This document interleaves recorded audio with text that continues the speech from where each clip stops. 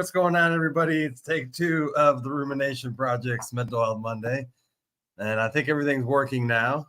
So it seemed to be working properly.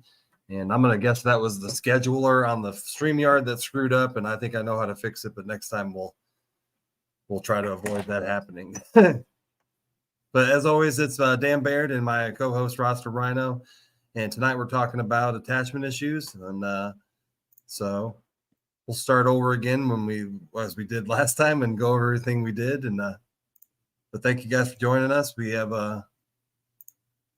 somebody's gonna have to go over there and hit the add everyone again if they want to, but because I can only do it once a day.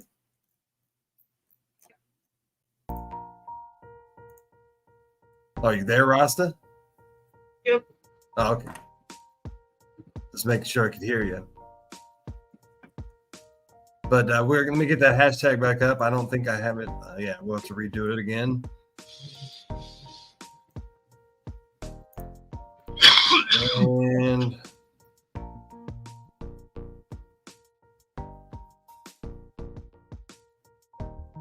And there we go. Let me bring that back up.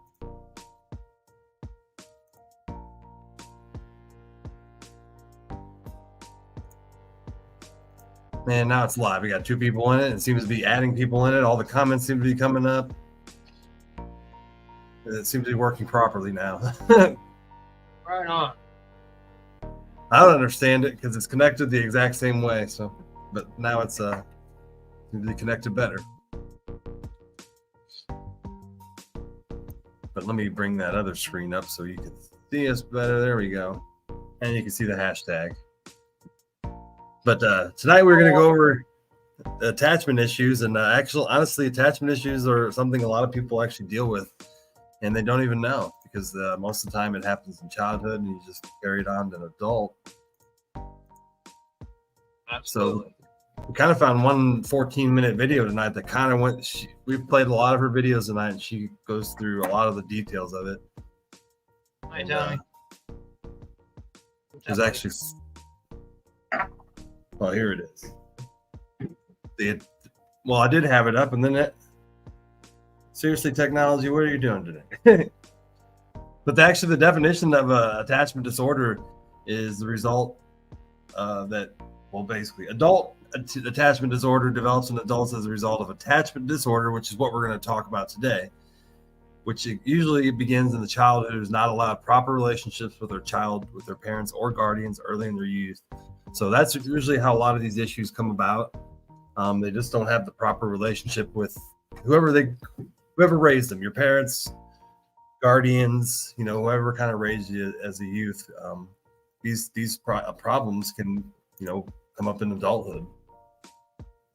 So we're going to talk about that. We're more or less going to talk about the adult stuff, but they more or less interweave with each other between adulthood and childhood, between adult attachment disorder and attachment disorder. But good evening, everybody. Nicole, Tommy, Stephanie, I can see you now. Nicole, Tim, what's going on? Mental What's health that? matters. I was just telling them, don't forget the hashtag mental health matters, guys. I spelled it right. I did. Okay. Facebook user. Let me put the link up there. But thank you guys for joining us for round 2. Now Facebook's working properly. We got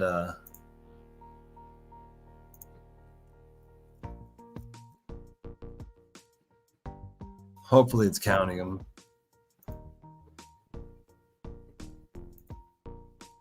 I don't know. I've never really relied. Do not like the StreamYard giveaway, but it's the only one that's free. I would love to get one that was affordable, that actually worked better. But that is this hashtag generator. Sometimes it does not work properly. Yeah. Sometimes I think it loses count of it, and the count's not accurate. But I think it adds people up, but then it doesn't increase the count because I've seen it go through a lot more people than it says. Yeah. But we'll see what it does.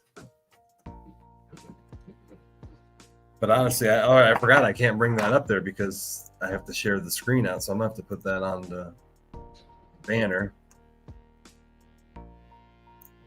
Got that at the bottom. giveaway hashtag is mental health matters.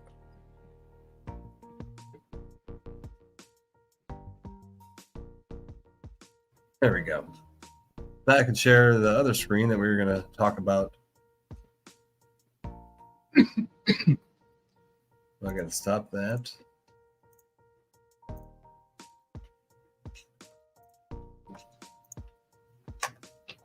And we'll probably actually, we're not going to play the whole video all at once. I think we'll probably just play a portion of it and then kind of talk and go through everything and talk more or less about our own, relations with these issues. And so let me play this.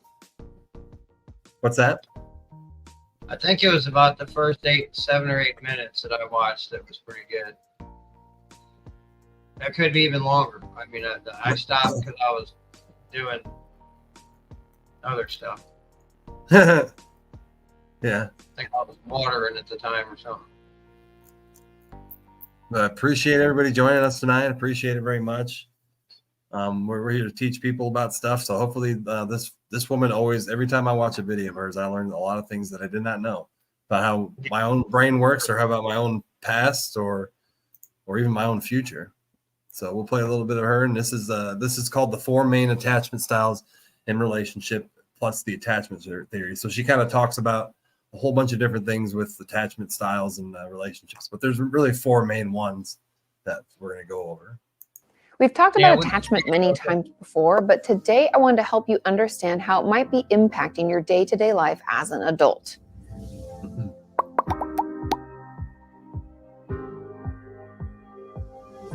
Attachment theory was first introduced by a British psychiatrist, John Bowlby. Basically, the main concept of attachment theory is that the way we bond with our primary caregiver forms the way we attach to people throughout our lives.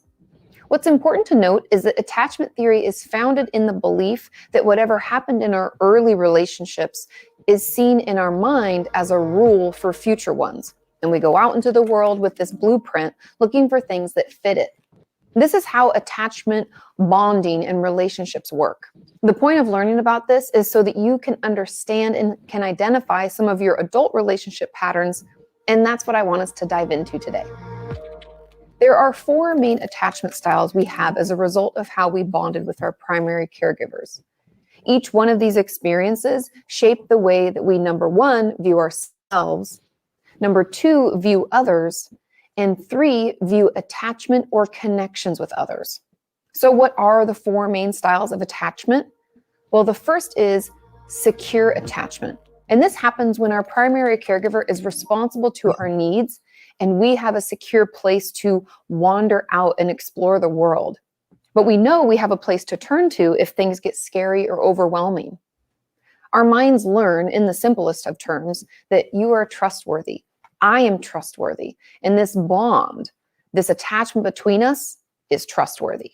The second attachment style is insecure ambivalent or anxious attachment. Now, this happens when our caregiver is inconsistent. Maybe they have an illness or maybe they have other things going on, but the child's brain isn't 100% sure that they will be there when we need them.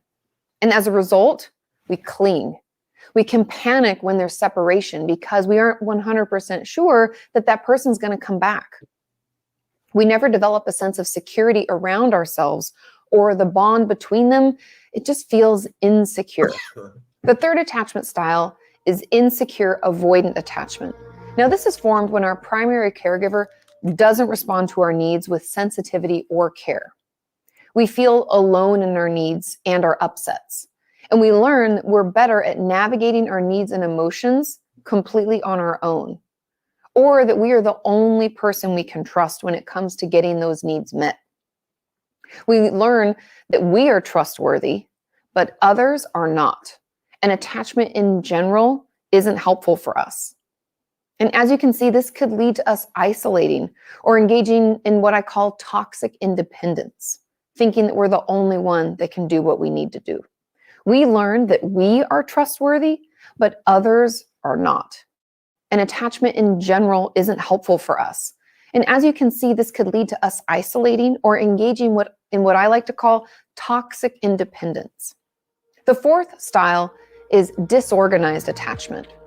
And it's a little bit different from the others because the first three types of attachment that I've listed are, quote unquote, organized. And what that means is that our brains developed a coherent, even if it's unhelpful, script about how to navigate around our caregiver. For example, like I'll cling or I'll avoid. But with disorganized attachment, the child's brain can't figure out a good strategy. The caregiver shows atypical behavior. Maybe they're abusive or rejecting or manipulative, and we don't know whether to move toward them or away from them. And we can feel afraid and confused, and it can play out in a variety of different ways. We might be clingy one moment, then dismissive and rejecting the next. Those of us with disorganized attachment styles have a hard time trusting ourselves or others, and sometimes may long for attachment, and other times we can fear it altogether. So as we grow up, we carry with us from these attachment styles a view of ourselves, a view of others, and a view of attachment or connection. In a healthy relationship, these are three key things that we're going to need to feel secure. Think of it like there's you, then there's across the cavern, there's this other person, and between you, there is this tightrope. In some ways, you have to have a sense of security in each of these three pieces. You, number one, are you secure? Do you have value and worth on your own? Are you worth wanting? Do you deserve love? If you leave a relationship, will you be okay? Now, the second is the other, right? Across that cavern. Are other people able to be trusted? What are they doing over there? Are they stable and secure on their own? Able to share their needs, but not dependent on you? Are they safe to be trusted with your needs? And the third component is the attachment. Think of this like the wire stretched between you two. Is it secure? Is it stable? Are relationships themselves safe and stable? Or are they a thing you avoid? A thing you want or need? Are they a threat to your sense of self? Or are they necessary for your sense of self? Just take a second and think through those questions. Each attachment style has a different relationship with those three things. If any of these issues ring true for you, don't worry. I'm offering a live 2-day workshop on January 6th and 13th from 1 to 3 p.m. Central Standard.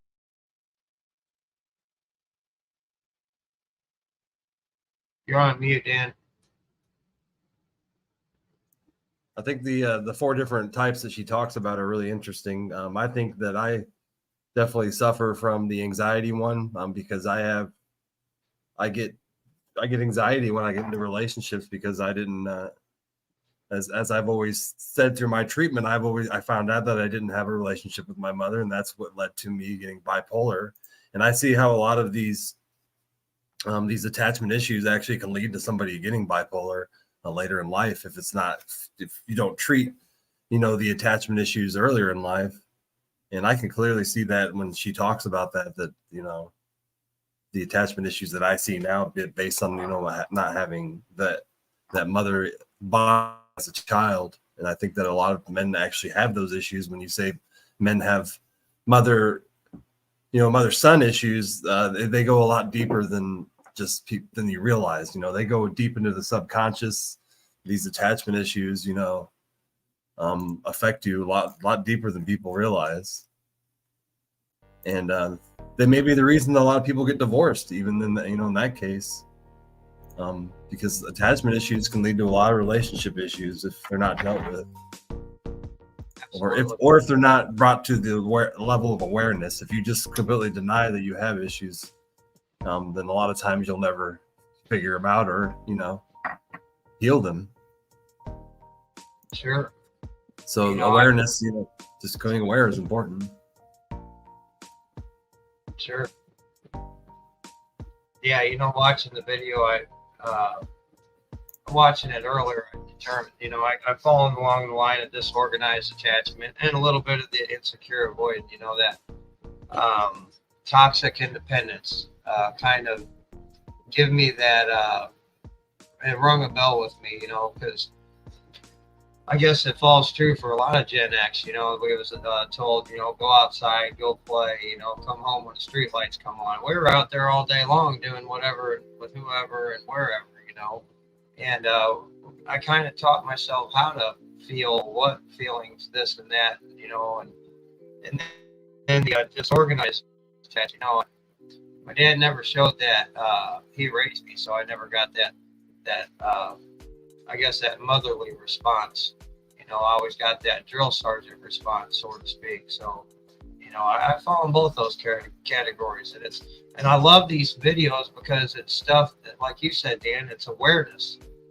And if we don't know what the problem or the issue is, I won't call it a problem. If we don't know what the issue is, then it can become a problem. And it gives us a target to work on. So that's really awesome. Yeah, and it could, even if you see a therapist, maybe you could start a conversation with him or him or her that maybe you didn't even know, or something. Just because not your therapist or somebody doesn't tell you everything about mental health, while you're there.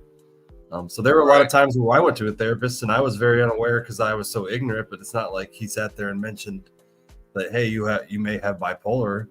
But that wasn't until 2019 that I was really truly diagnosed with it. But the symptoms were there my whole life. I mean, even to a young age, there were symptoms of bipolar at a young age. And being educated at a younger age may have saved me a lot of issues. And I wish I would have done my own research, I guess. Absolutely. But attachment issues are definitely something we don't talk about a lot in society because we condemn people as crazy when we see these issues in relationships, and especially with women.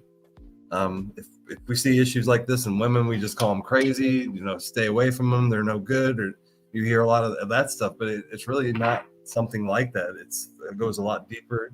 It goes back to childhood. And these issues can be dealt with, but they're not permanent issues if you bring them to the awareness level, and then talk about them. And I think that's important to be aware. That's probably the most important thing, and that we talk about that all the time. And almost every episode we talk about awareness. And that's some way, form, or shape or form. Yeah. Yeah, and that really is why the Psychonaut Files, why psychedelics as well are so powerful, because they bring you to such a level of awareness that you cannot get in the normal consciousness. You just can't get into that deep into your subconscious without the use of psychedelics or deep meditation, which not a lot of the population can do, of course. Your speaker's going in and out a little, buddy. No, I wonder if it might be my fan. Let me shut that off. All right. Yeah, that we talk a lot about awareness. Two things that are very, very important for me in my recovery, and that's awareness and vulnerability. Well, I go by 3 A's. First, you have awareness, then you have acceptance, and then you have action. First, I'm aware of what's going on, what the problem, what the issue is. Then I have acceptance of what it is, because I could fight it and I could say, no, go in denial all day long. Or I can accept it, move forward, and go into action. And then I take action to remedy or to help recover from whatever that is. For sure. But we'll play the rest of her video as well, so she can finish talking about some other important things as well. I'll be right back. All right. Standard time that will empower you to set the boundaries you need to take back control of your life. We will discuss what boundaries are, the different types of boundaries that exist in our life, and what behaviors you may have that are sabotaging your ability to have healthy ones. And you will also learn why you need boundaries, how to set them, and what to do if someone refuses to respect them. Got a little advertisement. Click the link in the description to join and know that it will be recorded so you can watch it later. It'd be a pretty cool workshop to attend, though.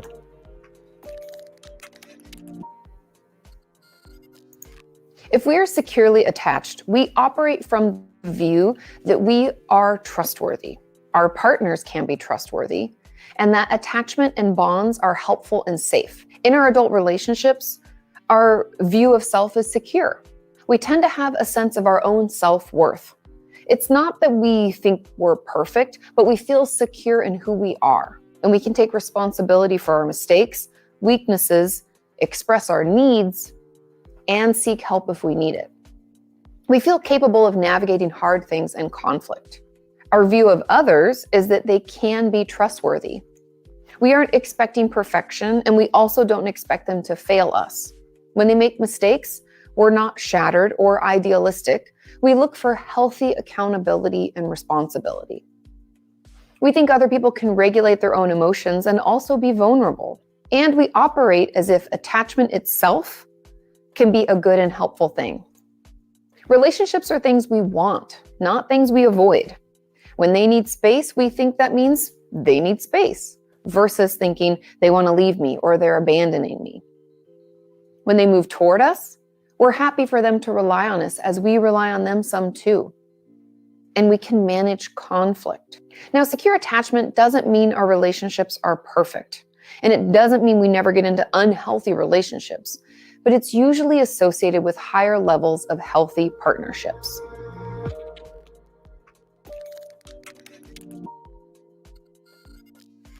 Now, if we are insecurely or anxiously attached, we operate from the view that we aren't okay on our own.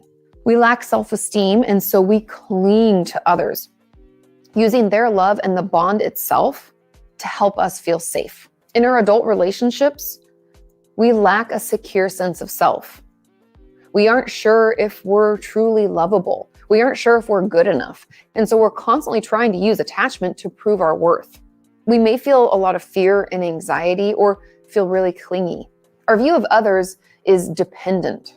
We may sometimes push away, but that's only because we're afraid of abandonment. We tend to function if being picked by someone else will give us worth. If this person wants us, then we are finally worth wanting. Now, the way we think of attachment is we long for the attachment that brings a sense of closeness and intimacy. We may struggle with boundaries, maybe not wanting to set anything off that might lead to abandonment, right? We don't want to push anybody away or put up that thing because they might leave us altogether. We could also fear conflict and making it feel like the entire relationship is unstable. And without it, we're unstable, right? We're like depending on it. We may become overly enmeshed in relationships or overly fixate on them. We need lots of reassurance because in general, the bond feels necessary and unstable and easily threatened.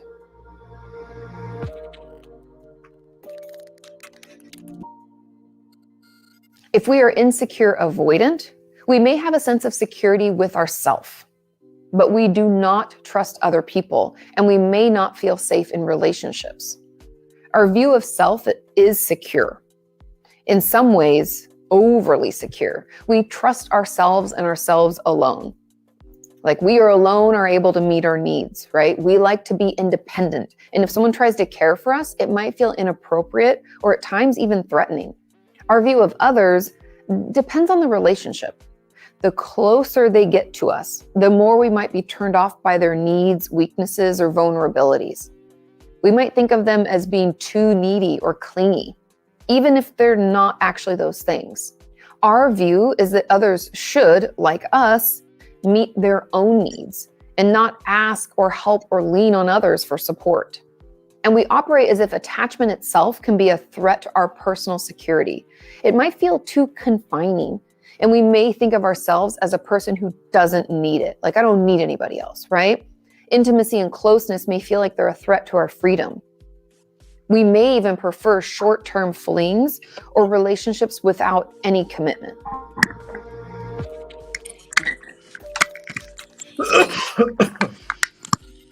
And finally, if we have disorganized attachment, our view of self is low. Our view of others is that they're unpredictable and relationships themselves can feel frightening and unsafe. Our view of self is that we are undeserving of love. We may not be able to regulate our emotions well or self-soothe, but unlike the insecurely attached who tries to meet this need by clinging to others, we don't feel safe with them either. So we may turn to other coping skills like drugs, alcohol, self-injury, eating disorder behavior. Our view of others can fluctuate. Sometimes we might feel extreme love or connection, and sometimes we might feel extreme hate. We may find ourselves expecting a partner to meet our needs or feeling the opposite, that no one can help us. Our view of relationships also fluctuates. We may find ourselves longing for closeness and intimacy, but our view of ourselves and others might keep us trapped in a cycle of self-sabotage or even abuse. We can all experience relationships where we end up feeling insecure about ourselves or untrusting of our partner, or the instability of the bond between us. So attachment itself is more about the patterns that we see, meaning it's happening repeatedly. And if we look back, we can see the same type of relationship or the same issues in a relationship happening again and again.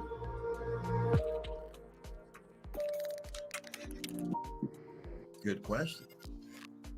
So if you find yourself repeatedly in relationships that don't seem healthy or feel right, take a look at these patterns. How is your view of yourself impacting the type of relationships that you seek? How is your view of others impacting your relationships? Also, how is your view of relationships or connections themselves impacting your relationships?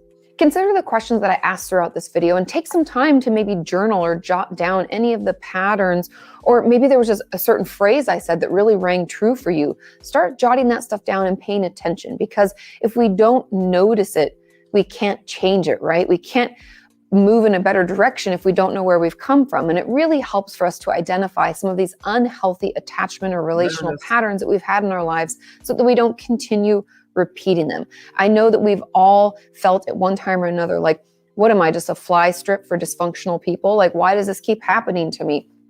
But I'm here to tell you that it could have to do with our attachment style, and recognizing that and working slowly to change that and pick better partners and work on our own selves so we feel more secure in ourselves can make all the difference. But I'd love to hear from you. How has attachment affected your adult life? Are there things that you've done to help improve? Feel free to share in those comments down below. Thank you so much for watching, and I will see you next time. Wow, she's always got so much useful information. Hi, Becca. Hey, what's going on, Becca? And hi guys, how are you tonight? Good. She hit the nail on the head in a lot of Good. I'm glad to see you guys. It's so awesome to learn, about me as I'm going. Do you feel like she was explaining bipolar a lot? I felt it. Yeah. She was. I felt like these are like the symptoms or the issues you have as a child that later on, if you do not deal with, you'll have adult bipolar. And we're facing that in our family. So, and I mean, I know that from my own treatment. Well, I need to shut that up. I'm sorry. I mean, I know through my own treatment that the issues that I had as a child are why I have bipolar. That I had a good mother, but my mother was just not there because she worked all the time, and I didn't have an attachment to any kind of mother or father, and I still to this day don't. I still am I have a relationship with my mother, but it's not very close. And it still bothers me a lot, but I don't even know how to proceed it, how to fix it, or because she's the way she is, and I'm the way I am. I'm at a loss. But just accept each other the way you are, and know you each other, love each other, and go on. Right. I don't know how else to live anymore. Acceptance seems to be the key to things in my mind, anyhow. In practice, it's hard. Well, acceptance and forgiveness. I mean, I guess I've worked on forgiving my mother, even though I wasn't. There was no reason to be mad at her because it's just the way things happened, or just the way things happened. And as an adult, I understand now how divorce works and how how emotional it is. And some women do check out to their children's needs, or to the children's emotions. What is that called? Emotional needs. Like, there's a word I can't think of right now. I'll think of it like the dark 30 of the night when nobody's awake. Provided a roof over my head and food on the table, so she worked all the time to do that as a single mother. Right? Like a Yeah, lot of man. Your brain can only take so much, and there's choices to make, and it's hard, and after you've taken so much trauma, um, some of us check out. You're right, emotionally check out. Yes. I understand that now. I understand that. So, sorry. I went off. I'm sorry. I keep running off on the mouth here lately. I'm sorry. You're fine. Sorry. I didn't have anything to say. I was It's just fine. saying as I go along. Yeah, I could definitely tell. Kind of like there was a cross between the last two, the insecure, avoidant, and disorganized attachment. Because a lot of the times I had to pretty much raise myself. My dad helped, or had a lot to do with it. Don't get me wrong. I ain't saying I did it all, but he was gone working a lot, and I didn't have that mother figure all the way that always there, to show me the nurturing and stuff like that side of parenting. So everything was pretty much, suck it up, pull your pants up, and get her done. Yeah. So there wasn't much of learning feelings and stuff like that. Healthy relationship characteristics. So my attachment, it was rough. I and feel like I had the emotional. Hold on, he's back. He was gonna say something. Go ahead. Right, Rasta. I got a real bad lag on this side. Hey, go ahead. I forgot what I was saying. She's got a really bad leg. You didn't get your internet hooked up to the hard cable. Not yet. We're having a debate about how to go about this thing. It's not coming out in my favor because it's not technically my fucking wall. But if it was my fucking wall, I'd have a hole through that 15 minutes after I figured out how to fucking do it, okay? Yeah, I found the drill bits, but that's not the right one. Right, motherfucker. The fuck This ever. is Sorry. Yeah, you might want to tone down on the left word there. But this is my friend from YouTube. I know him in real life, so. But I spelled it F-O-O-K in my mind. So does it count? But this is my friend from I actually know in real life. His name is Nick, and appreciate him joining me here. He's over here on the YouTube. Cool. Hey, Mac, how's it going? But we usually don't get many people commenting from YouTube, so it's kind of nice. Right. That's cool. Very cool. But yeah, the personality type. I'm doing therapy right now. Yeah, they don't really talk about attachment issues. Yeah, I need some rewiring. Yeah. But I never, at least when I went and saw my therapist, I never heard him talk about attachment issues. But a lot of them don't talk to you about it because you're such a young age when you see a therapist. At least I was, and I wouldn't have understood anyway. I didn't see a therapist for the first time. I think they do therapies different for kids. Yeah, I started going when I was like 12 or 13. Yeah. What's going on, Nick? How you doing? I was about 28, 30, first time I seen a therapist. And then I didn't very regularly. Until I got into recovery, I didn't really see any kind of mental health. I started into therapy in early 2000, like 2003. And then our county shut our mental health place down. And because it was the county mental health, and then I didn't go back until a year ago. So, yeah.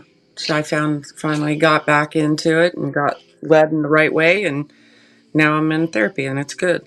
I look forward to going. Nothing wrong with that.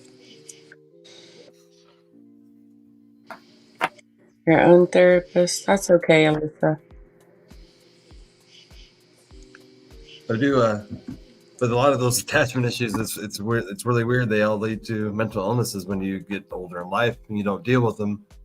And I see in a lot of people as well, Right. with mental illnesses that You know, may not have known they had attachment issues, may not have ever dealt with them. Or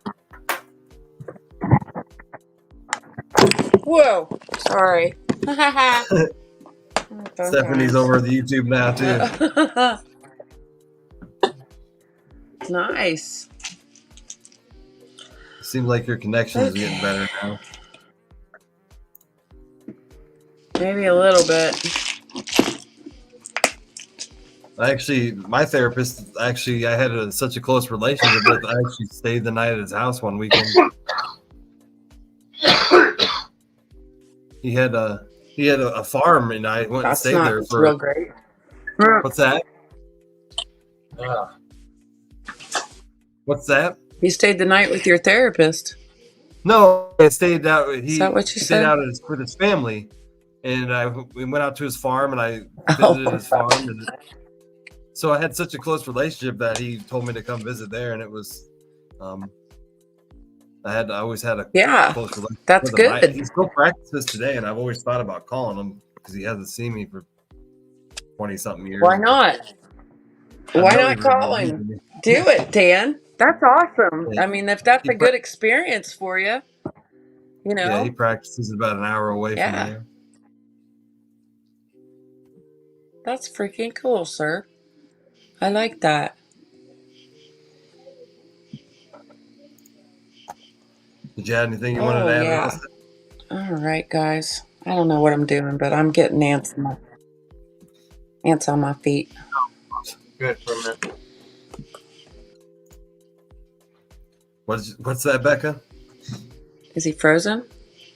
No. Is he frozen? I'm here. No. You were talking. No. I didn't know. I didn't want to interrupt. Uh, I'm so sorry. She's got a All bad right. leg. Well, yeah, it's about a 5-second yes, lag. I do. Hi. How have you been doing your It's lives annoying. in the morning with that? I said, how are you doing the lives in the morning with that lag? I've been doing them. And still been doing them okay? I just do it. Just it works. So sometimes it works, sometimes it don't. You know? I hate it. We got 11 people in the giveaway. Oops. You guys can still get in that mental health matters. It's just some samples of some of the stuff I make for medication for mental health. Which I guess it would be a good time to play that one thing I was going to play last week, but we didn't play because we got so heavy into the discussion.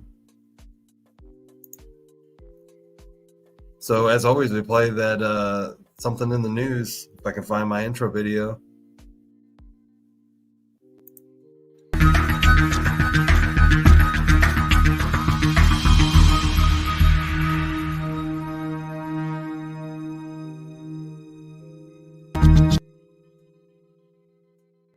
And I honestly thought that I played it, but I didn't last week. I just showed it to Rasta, and in my head, I thought I played it.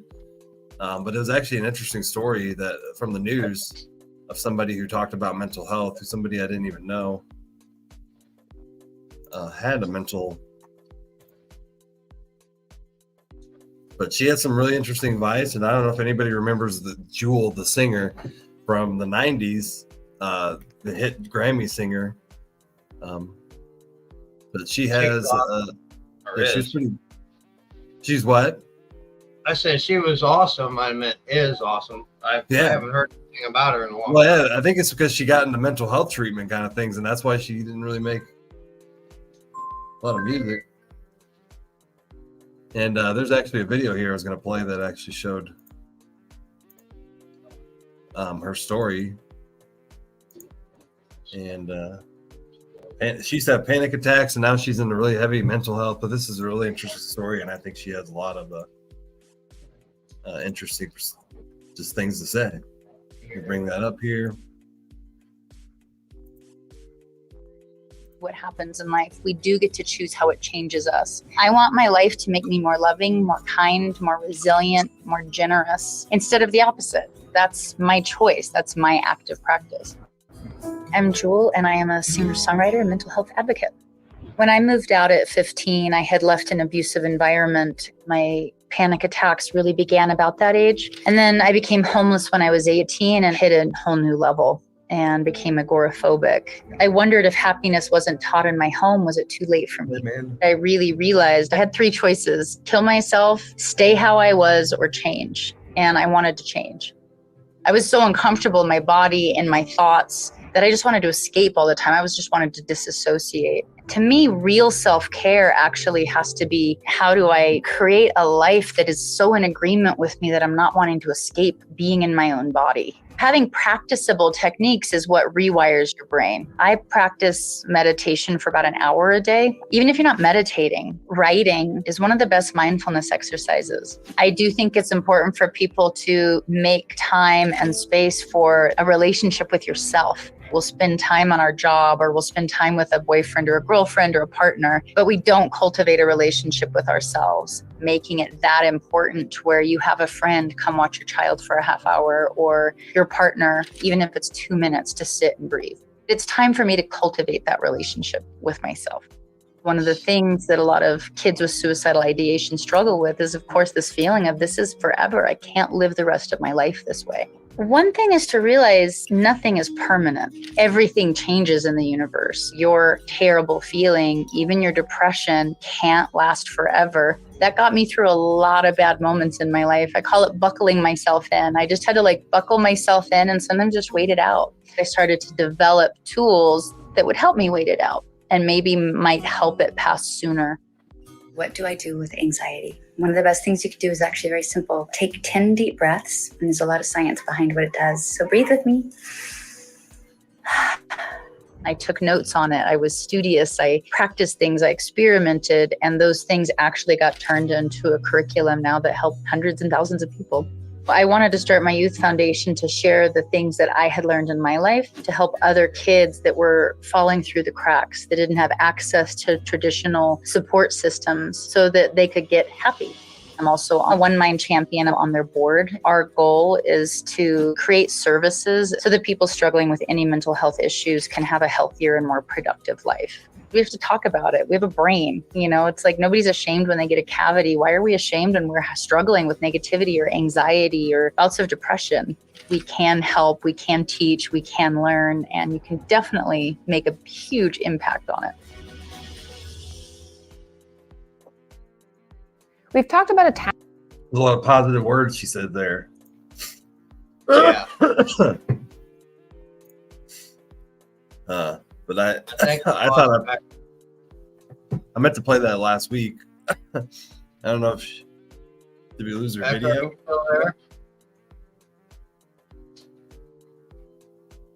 That's weird. She says she's still able to disconnect. Well, if I see her pop back up, bring her back. Well, now she went nuts. She's gone now. Oh, that was me. I had it by as you were saying it. I just brought her down.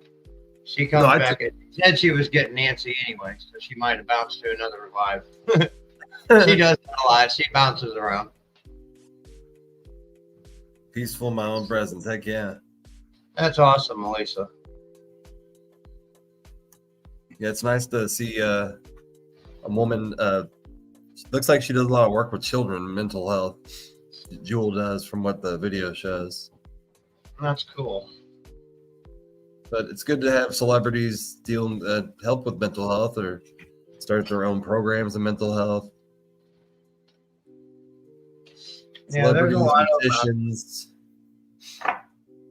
There's a lot of them out there that advocate for mental health recovery and addiction recovery. A lot of the people nowadays don't even know who Jewel is, but she was, back in the late 90s, she was a Grammy-winning award artist who's had some big hits. Mm-hmm. Amazing artist. Somebody says she still makes music, but I don't think it's not like it was then when she was making stuff that was making the Billboard top 10.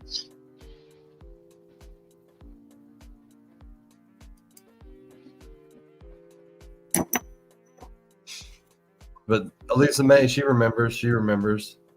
Yeah. But Lisa May was probably listening to Britney Spears. Yeah, I'm getting there.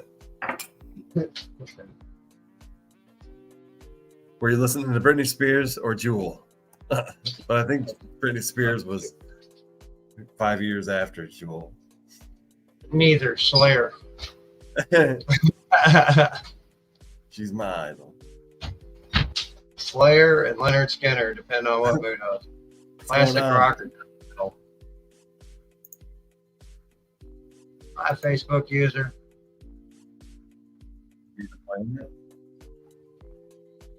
I could put the link back in there again. Play this one. What your attachment style says about your personality.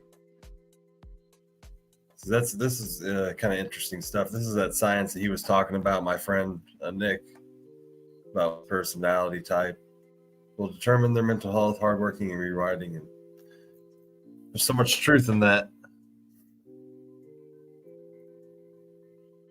Well, thank you, Timothy. So play this short little video too, and we'll learn a little bit more about what your attachment style says about your personality.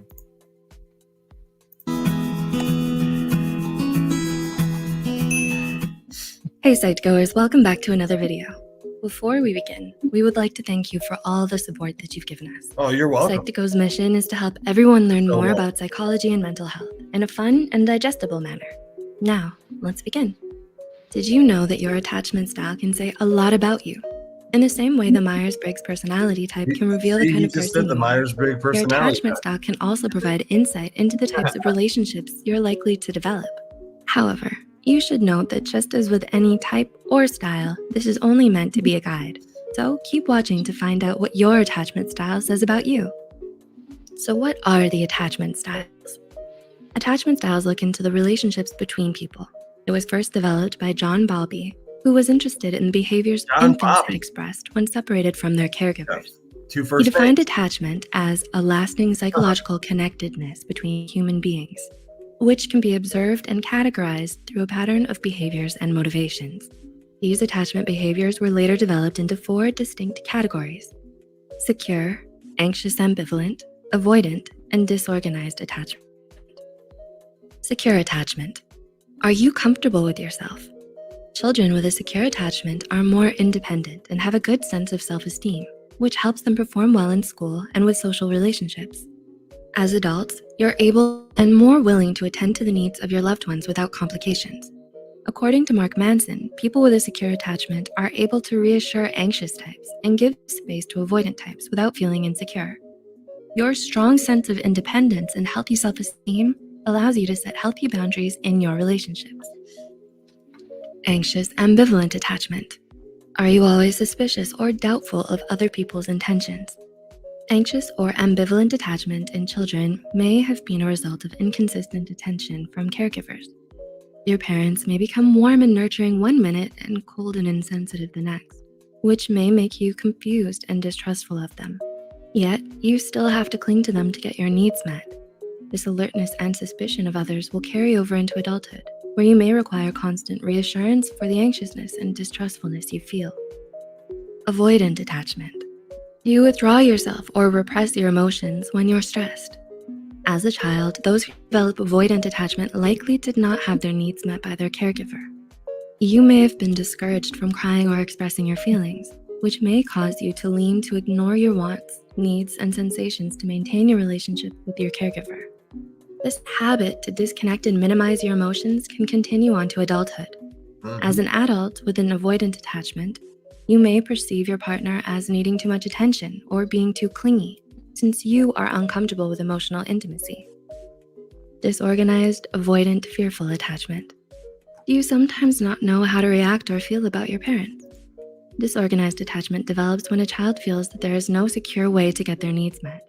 As a child, your relationship with an unpredictable caregiver may cause you to have difficulty establishing a consistent view of your parents and yourself. Unfortunately, these confusions and behaviors can carry over into adulthood, affecting your relationships with others. You may have trouble developing good social and emotional regulation skills, where you end up prioritizing the behaviors that will get your needs met. So, what can you do? If you're worried that you may have an insecure attachment style that's interfering with your relationships, it's important to talk to a mental health professional who can help you identify what you may be experiencing and how you can support yourself through it.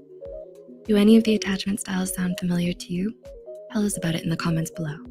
If you enjoyed this video, please like and share it with others who may find it helpful too. All the references used are also added in the description box below. Where did it go then? Don't forget to subscribe to Psych2Go and hit the notification icon for more videos. It's basically a lot of the same information we went over, but in a different kind of way and a little bit more information. But yeah, attachment issues at childhood, and I see it in stay-at-home mothers, just from observing on Instagram or Facebook stories. People who have stay-at-home mothers seem to have a lot more confident kids. Their children seem to be just a lot more socializing, and so I think there's a lot of correlation there between a mother who's a stay-at-home mother who is with their children all the time and a kid who is confident as he gets older. That relationship is important. It is, and that I could see in a lot of my past relationships too, that there were failed relationships, and even in my marriage, that I can see some of them attachment issues throughout my life, and it's caused issues here and there, or a failed relationship, whatever it may be. But that's a good thing. I have awareness, now, and I can be better about it, learn how to do better about it. Add it to my recovery tools. Right. I got a hell of a tool.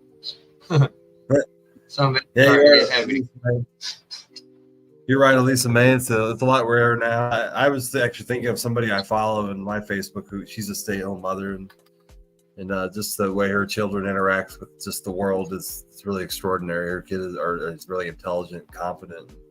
I think that has something to do with the fact that her mother is with her all the time. But I think that's probably why we have more mental health issues as well, because we don't live in that back, hundreds of years ago, where the mother probably did stay home with the child most of the time, right. And the father went out and provided or whatever, and that led to a lot less issues in life with children because of that relationship with them having that relationship with their mother or father in that case. But I always think the mother relationship's more important, because that's for the fact that we actually come from our mother, and that makes them slightly more important than a father. Right. Not only emotionally, but physically and chemically wise as well.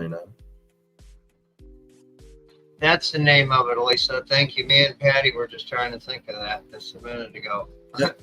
The name of that song. What is it? Oh, her hit. The old song, "You Were Meant for Me," her famous one. Yeah, and I was meant for you.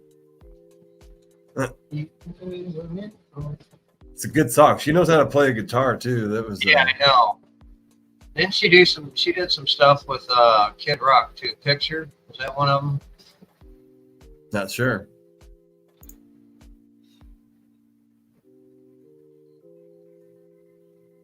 Yeah, communication is always I can even feel that myself. If I would have had a relationship with my mother, I think I would have viewed the world a different way, and I can feel that now, and that point of view of what it does, because I can see it in observing relationships between parents and their children. I was lucky enough that my dad's second wife, she was more of the traditional stay-at-home mom. My dad worked.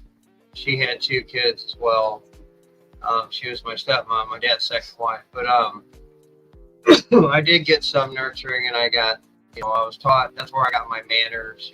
My dad taught me manners too, but she taught me how to be a gentleman. And that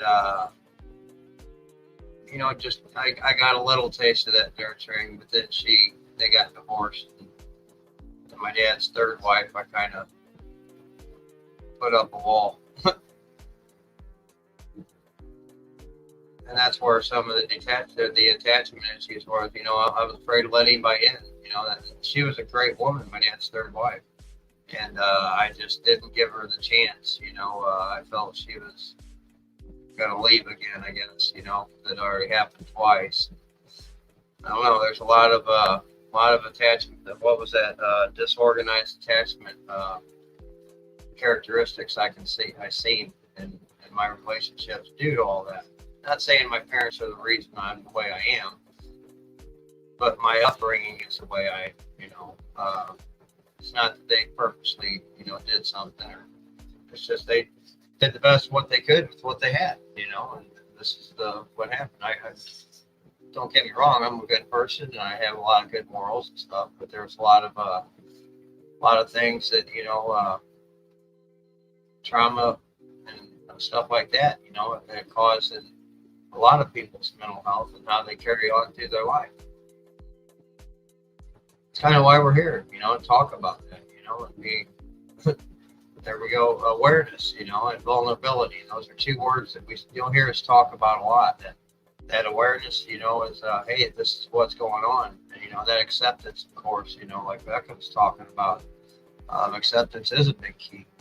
And then the action, or, you know, vulnerability, talking about it, and then doing something about it. You know, I have a lot of things in my a lot of coping skills in my toolbox that I use. You know, the 10 breaths is a big one. You know, that helps a lot. Doing a little meditation, taking a walk, walking away from the situation. Funny story one time. My wife and my brother-in-law were sitting there, and we were talking to my brother-in-law in his driveway. And he opened up a beer, and I smelled, the wind blew just right. It smelled so good. And I took off, you know, went down the street, not in my car. I took off running, you know, and I got a little bit, and I had to stop running and walk. They're like, "Where are you going?" I said, "I got to get the fuck out of here. I want that beer." And I just walked down around the block, just come back, and I, you know, took the deep breaths and did a couple prayers and stuff like that, and went back, and I was okay. But that moment right there, I had that coping skill was get the hell out of there, you know, and that's just leaving the situation. So there's all kinds of things we can learn to do to help us cope in situations that, you know, our mental health doesn't want us to cope with. Put it that way. If that makes any sense. If not, don't ask me to repeat it, because I can't remember everything I just said. If you guys don't know, I tend to talk in circles a lot. But there is a point to all of it somewhere.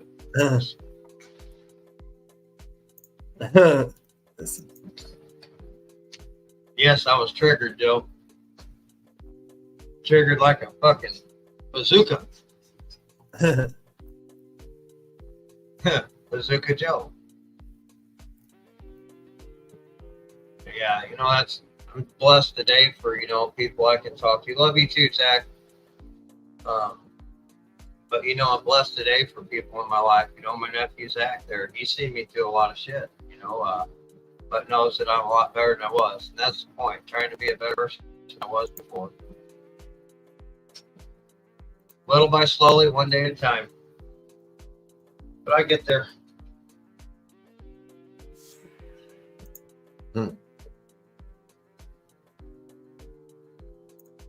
There's another term too called reactive attachment disorder, and it's called RAD, and it arises from a failure to form normal attachments to primary caregivers in early childhood.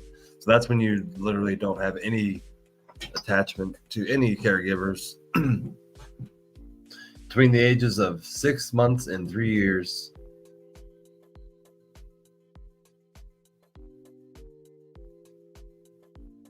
It says that are grossly disturbed internal working models of relationships that may lead to interpersonal and behavior difficulties later in life.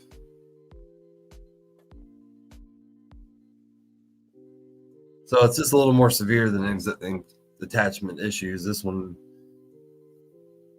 leads to a lot of other things. But the funny thing is, a lot of this is still a theory. A lot of us, science still doesn't even realize how all this stuff works, and you got a good idea of how behaviors work, but how the internal of the brain works, it's still kind of mystery. Right. Seems to react a lot to how we were raised as a child, and that's how we are as an adult. It has a big impression on it, on our brain. Our child, whatever we were as a child, has a huge impression on our whole life. So it's kind of crazy that literally the first 6 years of your life are really the foundation for the rest of your life. And if you don't have a very solid foundation, you can have a really shaky the rest of your life. The first 6 years of a child's life is probably more important than any other period of any other life, emotionally and mentally and physically as well. Yeah. Very impressionable years.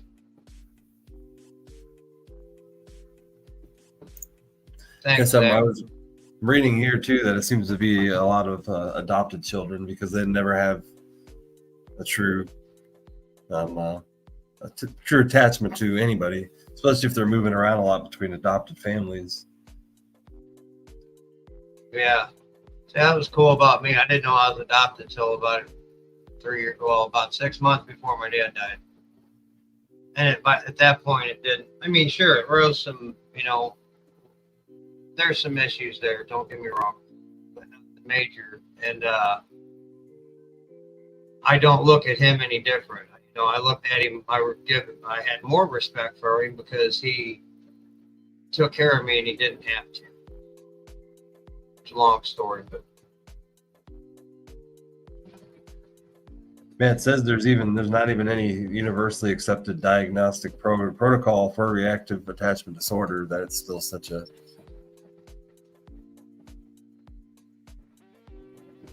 a new thing.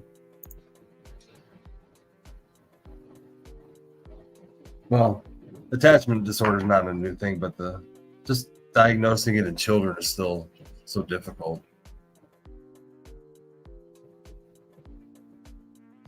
So RAD is more of a child disorder, and their attachment disorder is more or less an adult disorder, unless we actually talk about what was the first one?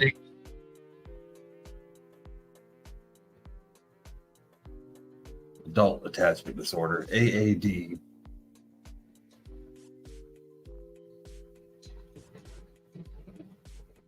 So are they all the same thing?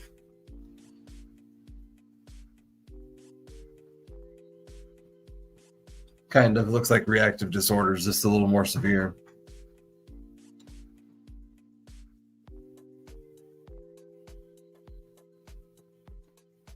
The Scientification of Love. That sounds like an interesting book that I would read. She put a link to it there too. Awesome.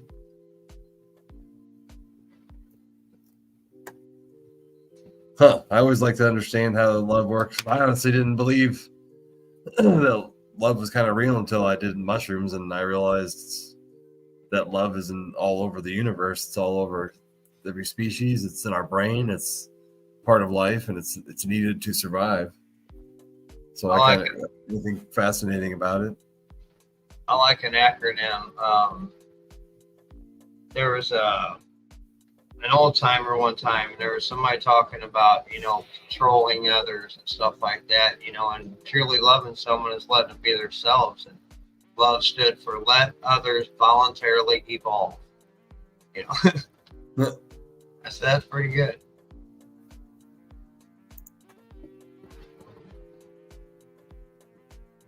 Yeah, I grew up with sitters too, Diane. Not abusive, fortunately. But they're usually family or friends of my dad's or the moms. Dad would go out. Yeah, there was a lot of that.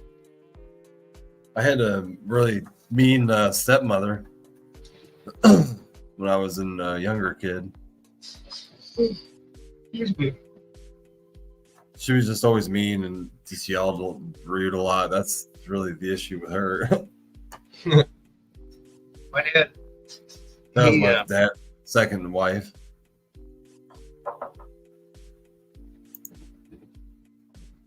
my dad's third wife, she was a really nice lady. She was really, we bumped heads, but that's because I was an asshole.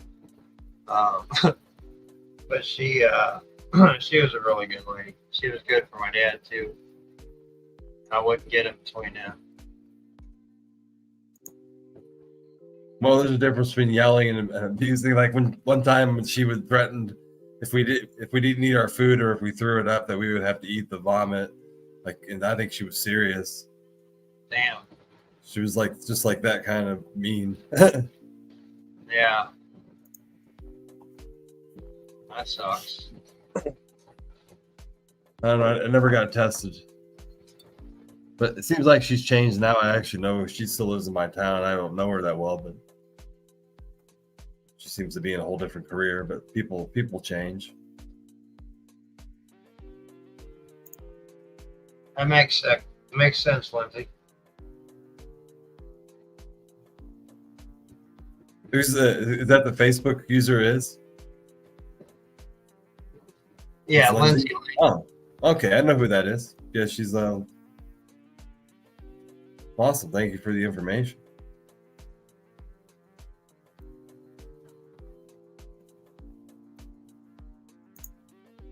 Yeah, it's all right. It was the 90s and late 80s.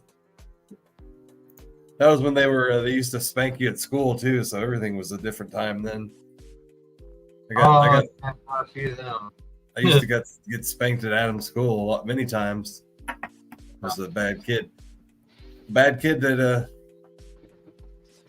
because of all these issues. This is the reason I was a bad kid is because of the things we're talking about tonight. Yeah. And back then we didn't know, so we acted out. There was no awareness. We knew we were messed up, but we just acted out. For me, that was kind of normal. I thought I was a wild child. Always thought that. So I got sober and figured out that, started going. It was weird because the more I went into training for mental health and addiction recovery and being a counselor, I started learning about me as much as I was about the clients, and that's why I'm where I'm at now. I got out of the field because I was working more on everybody else and not on myself. And I never fully, completely worked on my own mental health. My addiction, I got a good plan and a good program for that. And I work it every day of my life. And today, I don't want to drink, but my mental health needs some work. So that's why we're here, to help awareness, and so I could learn, and apply it to me instead of everybody else. Don't get me wrong, somebody reaches out, I'm there to help, but I'm just not in the field anymore to do it as a job. When it became a job, that's whenever I lost the passion, and I didn't want to do that. I told myself if I ever lost the passion, I was out the door. Yeah, Here I am. Most of the best of what they had. Yep. And that's awesome, Stephanie. I hope that helps. It usually Absolutely. journaling usually does help.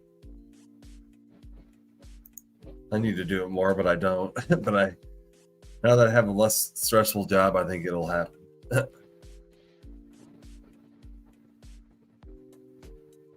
to lessen my anxiety in my life and open up my ability to write more. Yeah, I'm getting there. Absolutely, Leslie. Or Lindsay, sorry. If you go to that link that people keep putting up there, let me put it up there again. Yeah, you just have to give StreamYard permission to use your Facebook profile name. That's all it is. And the link, you just go to a link and then you click on it to give them permission to use your name. Since StreamYard and Facebook are owned by two different companies, that's why it does that. There you go. I put a link in there. Just click on it real quick and it'll take you to another little site. It takes a couple seconds. You click that one, it'll bring yourself back. Where is she coming from? I think she's coming from my page. Oh, yeah, I didn't even think of that. I just put it on Well, no, it's Misfit Island. I'm in the chat. She's in the same chat I'm in. Okay.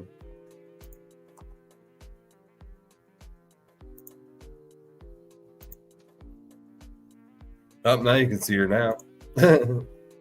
There she is. Hi, Lindsay. It's nice. Some more Quincy people in here. Right on. We got some 16 people watching and 17 reactions. And we got that giveaway tool tonight. We're giving away some, I'm going to give away a week's samples, week's worth of my medication, Lion's Mane and CBD, CBG, so you guys can see what it actually does in a week.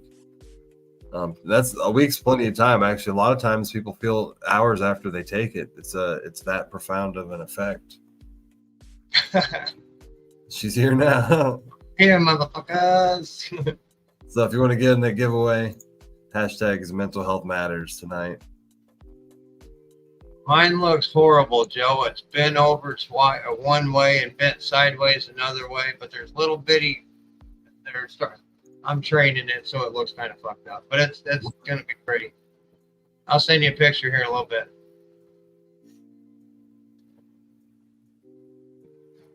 Yeah, yours looks great, man. Beautiful. That DWC. I'd mess with it if I didn't want to. I wasn't too lazy to mess with it. Might as well get real. I just don't want to fuck with it. Dirt's easy. Plus, it's kind of cheaper, I think. I don't know. Maybe not. Well, water is the most, hydro is the most efficient because you have the least amount of waste with water. Right. Because a lot of the water you dump into your pot doesn't get to the plant, you know. That makes Just sense. goes straight through it. What's going on in Peoria October 8th? Yeah, I don't know anything about it, Dan or Ted. I don't either. I just know about the expo in St. Louis. Yeah, I'm going to that one somehow. They're not giving us all our reactions tonight. You guys gonna? Facebook's not giving us all, huh? Facebook's just not being Right. Correct. I will be right back. You Dancing. can get all those heart buttons. Get all them heart buttons for Chuck Rock. Chuck Rock love heart buttons, so see if you guys can get them heart buttons up for Chuck Rock. Chuck Rock is probably not listening though. He's probably working, as always, at this time of the day. But man, Facebook's probably got 19 reactions, 21 now. Look at them hearts. Oh, Chuck Rock can hear it. He can feel them heart reactions. Just got 3 of them real fast. But I appreciate y'all joining tonight.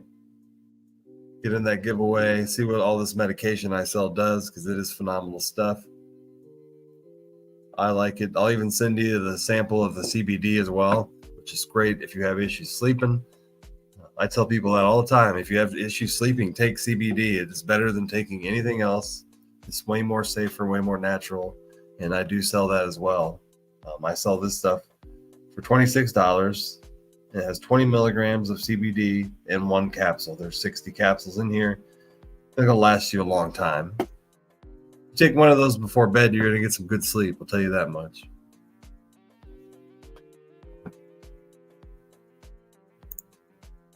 But if you want to check them out too, you can go to my website. And I guess we'll play our sponsor commercial now, since Rasta's gone as well. Let's get our sponsor on here and let's play that 1 minute, 10-second commercial, if I can find it.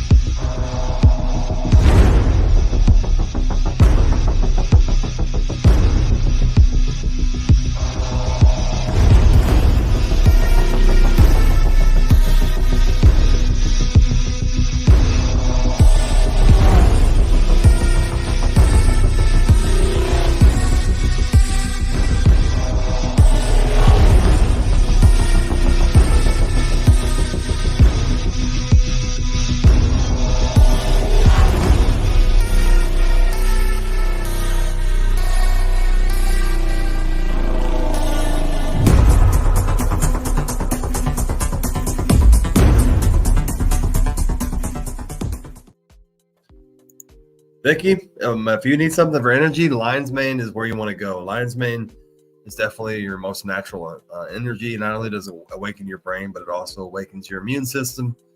So that would be my suggestion. You could also try CBG, and I will be making CBG only products soon. I don't right at the moment, but I am going to increase my the different products I have very soon. Excuse me. I'm about to start a whole bunch of experimentation, and we'll probably be giving away a lot of my experiments on the show too. So just to let people know in the future, if you want to listen, I do experiment a lot with the things I make. I like to get those things out to people for them to try before I really start to sell them at a marketable level. That's how I kind of did the lion's mane and my CBG. I was giving it away for free to a lot of people, and then seeing the results of how well it affected their lives in very, very many positive ways. And my word of mouth is working very well in my town. I'm selling a lot of products. It's a great part-time job, and so I look forward to providing all these new products that I'm going to be coming out with the next few months, including products for your animals. I will be coming out with CBG products for animals. So I'm excited about offering those as well. And so so not only can you medicate, but your animals can as well, because I hate seeing people give their animals, pets, painkillers or things to make their anxiety go down that are high, that are more or less horse tranquilizers. So I would rather them see CBD, CBG for anxiety and pain to their animals, taken to the vet and getting these high-end, basically horse tranquilizers. Right. Misty, it's mental health matters. Mental health matters is the hashtag. Vicky, do you need a little more energy? Even with that? But the biggest thing I suggest too is that How many lines are you taking a day? Is to take a walk in the morning. I know if taking a walk in the morning, and I don't do it, but I need to do it. But I've read a lot of studies that it can increase your energy for the rest of the day substantially. It just gets your body going. And there's a whole bunch of mechanisms that walking in the morning does to your body. But I feel the same way too. Sometimes when you work out, you actually have more energy, or when you do a little bit of physical work, it kind of awakens your body, and then you have more energy. But that's just me, and I know everybody's body's different, but right.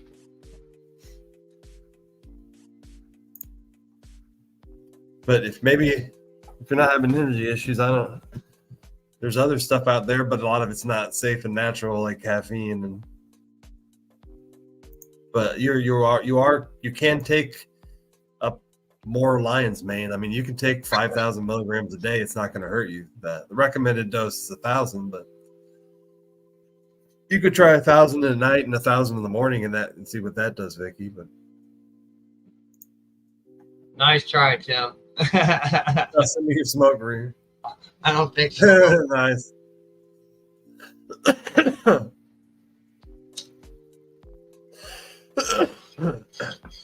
Did you guys all remember to give them hearts for Chuck Rock? Hearts for Chuck Rock. Hearts for Chuck Rock. Chuck rocks. Chuck Rock, and feel the hearts when you hit the heart reaction.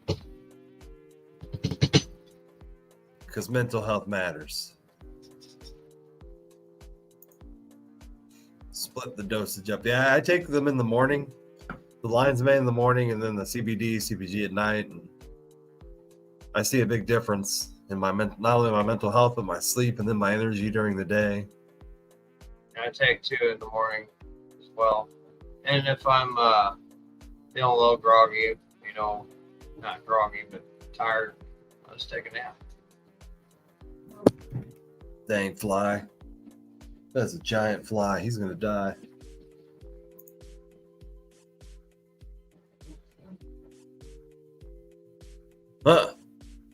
I've never even don't know anything about that. I've never even taken ketamine, but I know that you can take it some places through an IV. it's not as strong as mushrooms. But I think it's 10 times mushrooms, 10 times stronger. What? Started losing you again. I think mushrooms are 10 times stronger than ketamine, is my understanding. Yeah, I don't know anything about it. But I'm Probably sure it lends works. help there, hon. It's been used for a while to treat stuff, but I just know that it's not as effective as the other stuff. The research for magic mushrooms is way more compelling than the research for ketamine. And that's why the research with the mushrooms has been, it's speeding along legalization in some countries, because it's such compelling, studies and information and data out there that shows that this stuff treats so many different things compared to ketamine. Ketamine doesn't melt the ego or disassociate yourself from the ego. So that's the experience that really is the difference between ketamine and mushrooms. That there's really the part that really is healing, is the ability to shut off your ego and then have an experience without your ego present. So, which is hard to explain unless you actually experience it. So.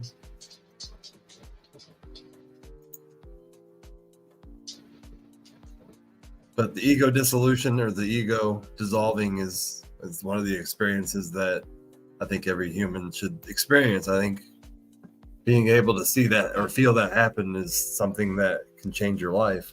When you can see that your ego puts this perception on you, these goggles, and they kind of blind everything else from you. But when those blinders are released, you can see the true world.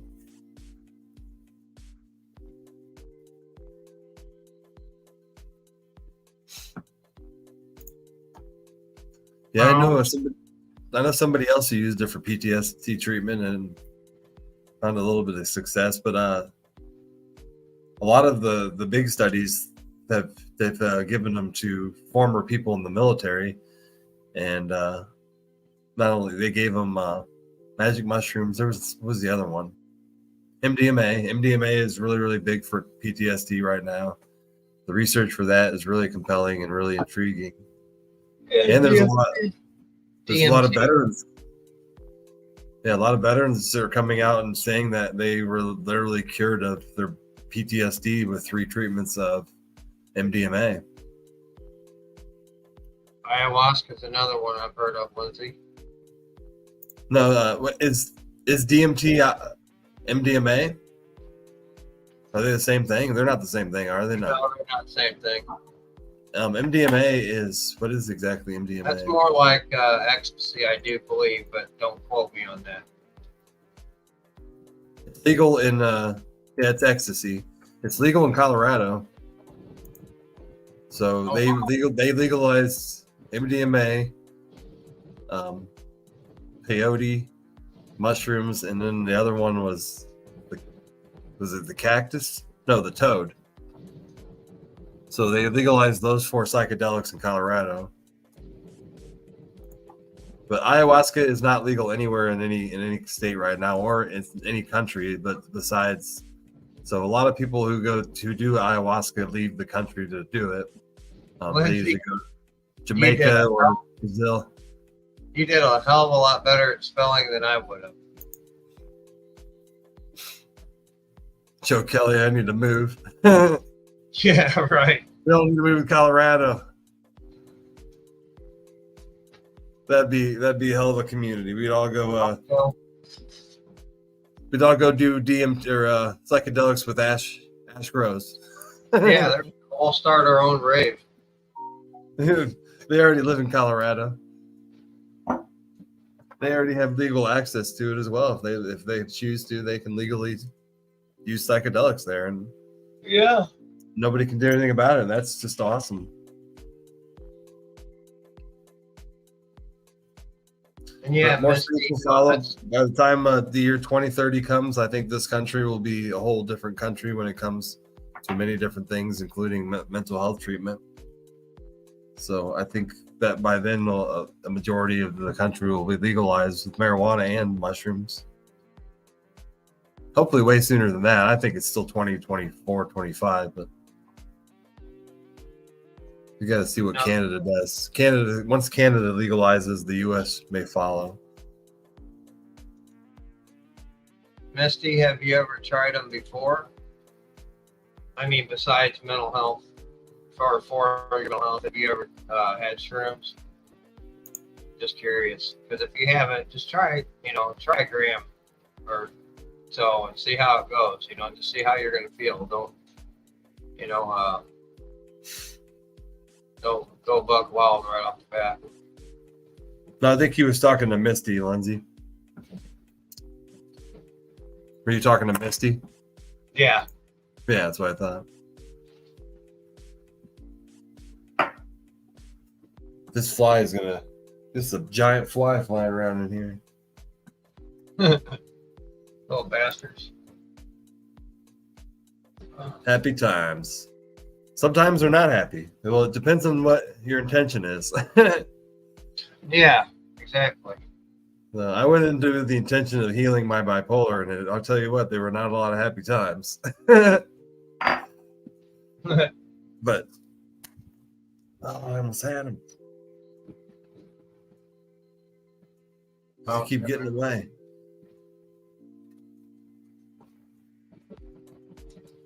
Oh, there it He'll is. come back. But I guess it depends on how you use them. This fly is going to come by. So the other night, me and Cheyenne were talking about stones, and I couldn't find where my necklace was. Some bitch is sitting right next to me. It's supposed to be hematite. I don't know. Stones? Can't focus. Looks like metal. Yeah, but it's not. They're supposed to be little hematite stones, but it's not magnetic.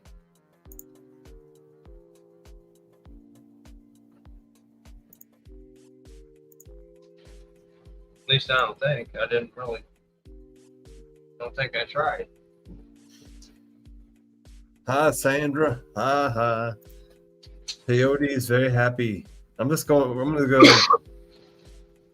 Let's go to Colorado. We'll all meet in one place and we'll all just have a kumbaya and we'll all do it together. There we go. Meet at the hot springs.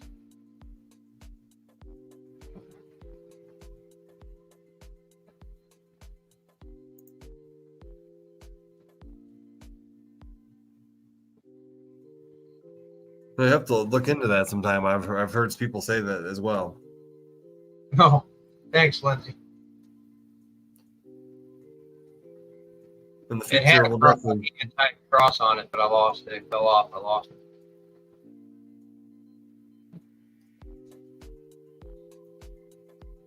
Joe Kelly's down. Man down. Man down. No, he's down. He's going to Colorado with us. But the state projected that they would make $1 billion in what they called psychedelic tourism, that people would flock to their state and they would make $1 billion in extra money in the economy every year just based off of that. And that's a good reason to legalize there. The fact that you can boost your economy that much just off of their projected numbers. So a lot of those places there are going to get hit with a lot of extra people just going there to do psychedelics, they're going to go spend money at the restaurants, they're going to get a hotel room, and they're going to go buy the psychedelics and pay the taxes for it. And so there's going to be a lot of money that, one person just spends just to do that experience. That's a badass movie, Tim, if I remember it right.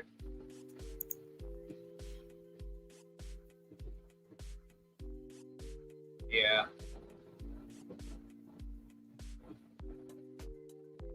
Huh. Somebody put a dark movie on. Yeah. I only watch comedies when I'm on mushrooms, and I have watched some comedies and it's actually pretty hilarious. I find myself laughing a lot. Hi, Gabe. How you doing, buddy? I've tried to watch dramas and stuff like that. But it was really, really hard to follow along on mushrooms. I found it very hard, and I actually turned it off. So I can watch comedies just for the fact that I like laughing when I'm on mushrooms. But Right. watching the dark movies would be kind of difficult. Like, imagine trying to watch Saw on mushrooms. You'd be terrified. You're like, man, is this real? Speaking of Saw, they just came out with Saw 10 too. Ohio friendly 420 in the house.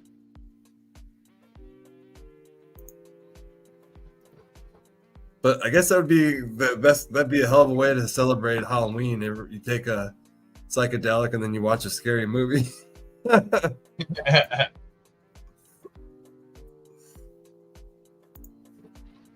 Do shrooms and go skiing. That sounds like a good way to run into a tree. Yeah, I was gonna say. I wonder what Sonny Bono was doing whenever he went skiing. Yeah.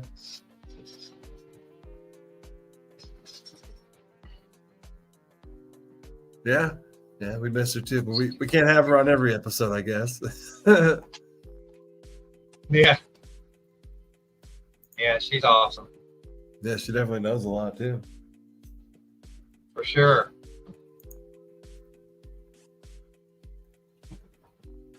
Yeah, it would be amazing. She's a bit sad. Well, she does have a podcast too, but I haven't even listened to it yet. I have to find it on Spotify. Because apparently I'm going to be on it, so I need to listen to what I'm going to be talking about on our show. Yeah. There's Ohio's 420. Oh, he's been in here for a second. Yeah, Gabe. He's Ohio's a friendly hell of a guy. 420. That's one of the first people I met whenever I come around here. Good, Gabe. Glad to hear it, buddy. I like to pop in and see him every chance I get. Usually in the middle of something, though, so I don't go up like I used to. I'll get up there. There are a few people. There are a few people in the community that have them, Lindsay. I don't at the moment, but I do know some people that probably could. But it seems like there's a lot more people growing them nowadays. Almost, if you literally just ask an open room about them, there's probably one person in the room growing them. But a lot of people just keep it to themselves and they don't just talk about it. It's still legal in many states. I don't think that's the same, Timothy. I think you're right. Big difference.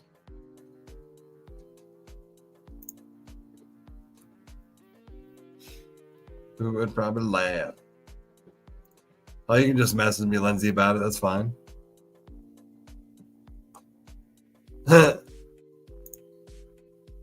Need to watch The Wrong Turn. I think I've seen it. Wrong Turn. I'm trying to remember what it's about. Super Troopers and the Shrooms. I actually watched Workaholics. I think I watched every season of Workaholics while I was on mushrooms. And I thought it was way more intriguing when I was on mushrooms because the Workaholics has a lot deeper meaning than just a bunch of potheads smoking weed and talking about their sexual insecurities. It was actually interesting when you watch it on mushrooms because then you can see the deeper meaning of some of what the writers' meanings were. Right.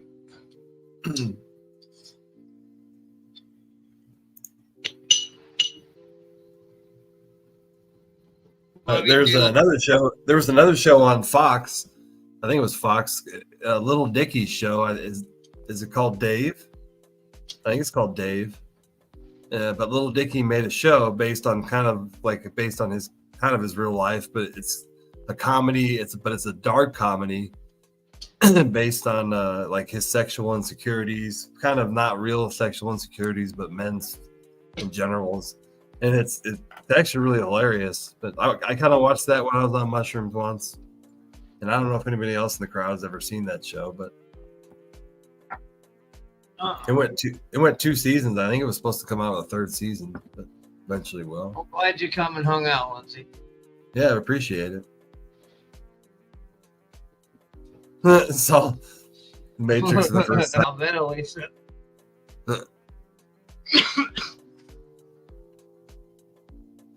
Dark comedies are interesting too to watch because dark comedies can be very funny, and then the next minute it may be dark or serious, and those are interesting to watch on mushrooms as well. Bad Grandpa. I know, Joe. I've never tried it, so I want to try it. Peyote. Joe, But get yeah, in your car and drive Floyd. over to Colorado. Pink Floyd, The Wall, and Heavy Metal were two movies we used to watch back to back when we were tripping. And, oh my God, they were awesome. Awesome. I can't even explain them. The graphics and the yeah.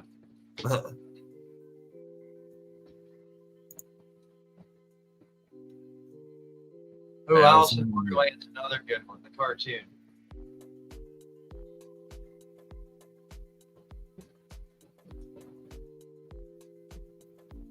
Cheers. Cheers. Smoking last of what I got? 2 hash infused joints from the Brooklyn Boys. It was cake and punch, hash infused. Fucking good shit, fellas. So yeah, I reset my vibrations today or this weekend. If anybody didn't notice my stories, I had a hitch brake while I was actually driving on Friday. No problem, Timothy. And then bad things kept happening, including I ran into my truck. If I can show it here, I got a cut on my head. I ran into my truck. So yeah, Saturday night I did like 2 grams of mushrooms because I felt like something was trying to kill me. So, but it worked. I told Rasta that think bad things happen, and then you get this anxiety in your head, and then bad things continue to happen because you have that anxiety. And I had to stop that anxiety because bad things kept happening in a row. And I had to stop the ball from rolling. I feel like I did. Reset your vibrations, because we really are. Our atoms are vibrating, and if they really are vibrating and we're sending out the wrong vibrations because we have anxiety based on too many bad things happening, I feel like, you lose your mojo. Yeah, and that's what I'm ready for. I'm ready for here soon. Next couple of weeks. Get me a good reset in. I very much felt it, especially when I ran into my Saturday morning. I ran straight into my brake in my truck, and I hit it so hard that it knocked me straight back. I literally had hard earwax from deep in my ear fall out because I hit it so hard. My head so hard that it loosened earwax. Fucking gotcha. But man, it hurt. Luckily, this is the hardest part of my head, like right here. That's where it hit. If it would have hit right below that temple, it might have knocked me out. But I got back up and I was like, is the universe done trying to fuck me up? Because I didn't even see this break. I walked straight into it. Didn't even know it was there because it was just too high in the air. Joe says I was wondering how to get that wax out. Run into a ladder. But yeah, that's where I feel like bad things keep happening to people, is when you keep believing they're gonna happen. So I had to reset it. So I did a few grams of mushrooms and I felt like it worked. Sunday was good. Today was good. Nothing tried to kill me. Nothing bad happened. I feel like I'm on another back onto normal days.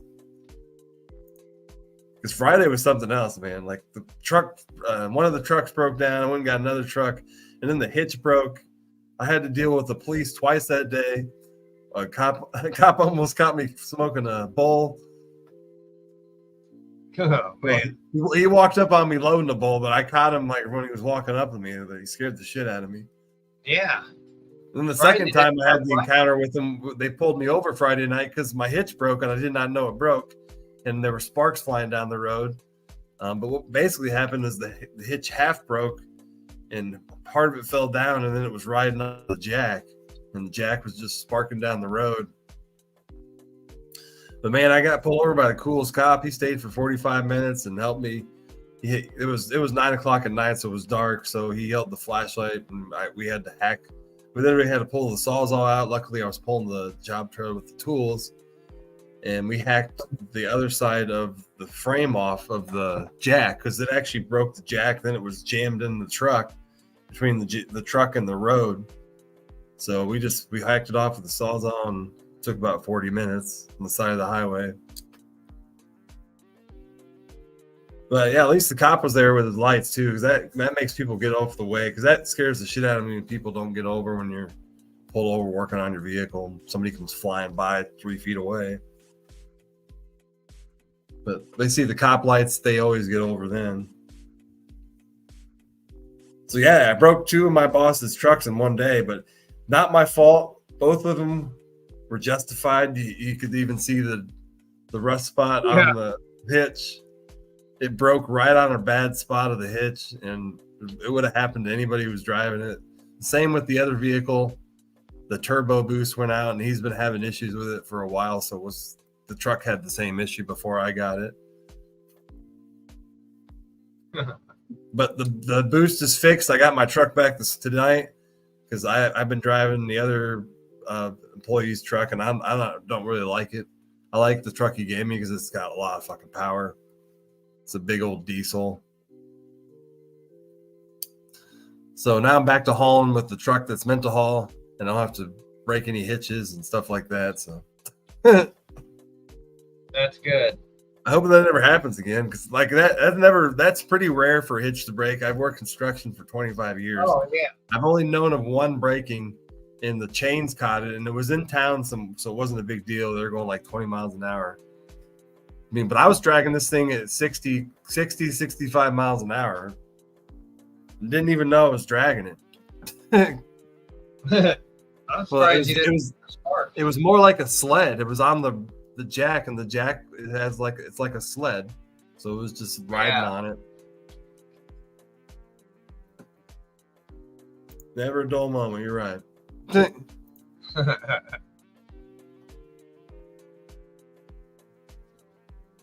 He never did. When I even smoke cannabis, you don't even know I'm high. Hi, Creative. How you doing, hon? He was in Missouri too. These vehicles are Department of Transportation registered, so that means that the cops in Missouri can pull you over at any moment. They don't have to have a reason. They pull the DOT vehicles over, and then they can do a random search, make sure that you're up to code and everything. So he was actually doing an inspection the whole time while he was pulled over. He was just shining his light, making sure the proper equipment was where it is. But my boss keeps the trucks pretty well with the DOT registration, what's required. It wasn't worse, buddy. Glad you're all right. That's fucking. What's going on, Creative? How you doing? How you doing? Miss Bunny. Dang, it actually came off. See, that's why we have the chains and everything. So the trailer never disconnected. It was, but if the other side would have broken off, it would have. The whole thing would have fallen off. But the whole frame of the hitch would have fallen off, and that would have been crazy. Oh, appreciate it, Creative. I'm assuming your mushrooms are fruiting over there. She's got some fruit and mushrooms that she bought from me. Oh, okay, cool. Oh, just merch. Okay, appreciate it. Anybody else wants to get this giveaway again? This is Mental Health Matters. This is going to be, I'm going to give a week sample of my CBD, CBG, and lion's mane. So you'll get about enough to take for a week. But the CBD really is so strong you can almost take it every other night. So it may last you 2 weeks. But so that's what this giveaway is for. It's going to be for a bunch of samples. They are so cool. Heck yeah.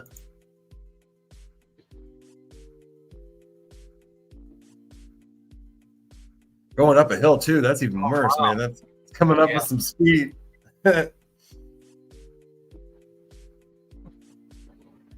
Yeah, I still don't even know how I didn't know it broke. That's what's crazy.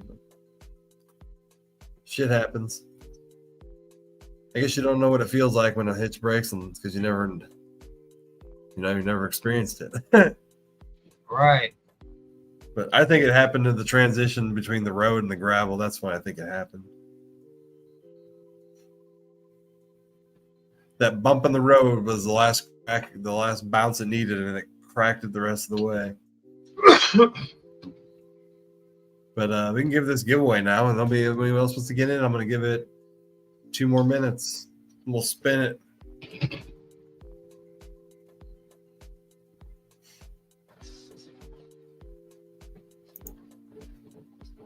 Yeah, and then on the way home, my phone went out too. I had to get a brand new phone, but it was due. It was 3 years old. So now I got the new S22.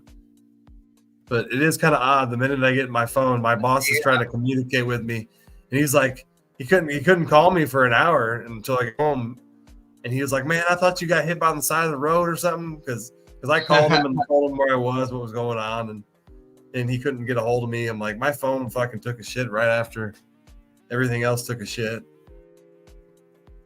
But it's just, it was one thing after another, and it was right after the cop said things come in threes, and I'm hopefully nothing happens, and I get in the truck and I realize my phone's not working, and the screen was all messed up. It was time for a new one anyway.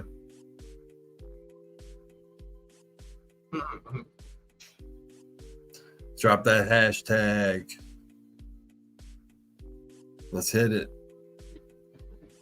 Well, I'm gonna hit it right after I hit this Pauhua bowl.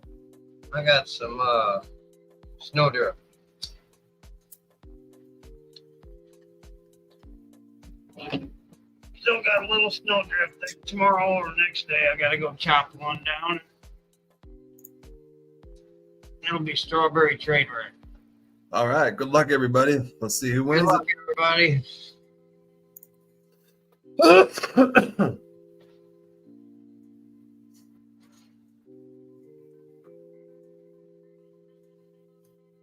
Well, that's a new name. Nicole Trusty. Nicole, one of the twins. Oh, yeah.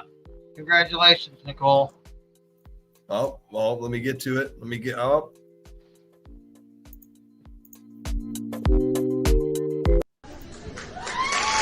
There it is.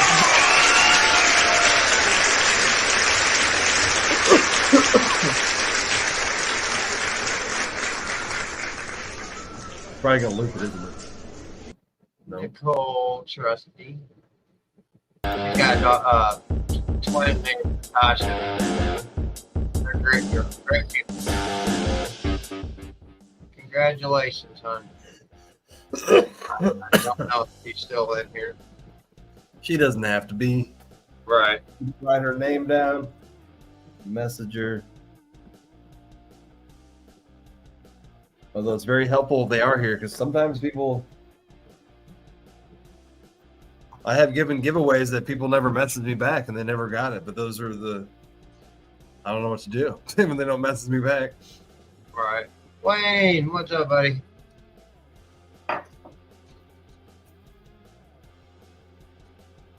But I wrote her name down. Congratulate on this two Nicole with 2 C's.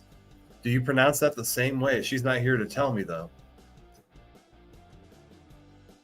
Yes. You know, now that I've been on Facebook, and I didn't realize that so many names were spelled so many different ways. I've met her in person. Yeah, she was at that camp out. Her and her twin sister. They're friends of mine too. It is Nicole, and then Tasha as her sister. So she still uses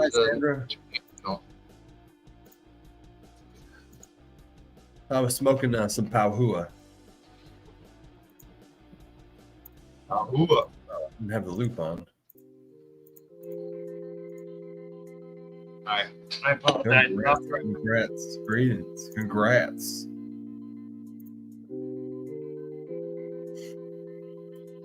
Yeah, you could. I think one of them that didn't reply was 25% off my website, so it wasn't a big deal. Didn't have anything to ship out, but they would have got 25% off, and they didn't message me back. That was the only time I think I've ever had an issue.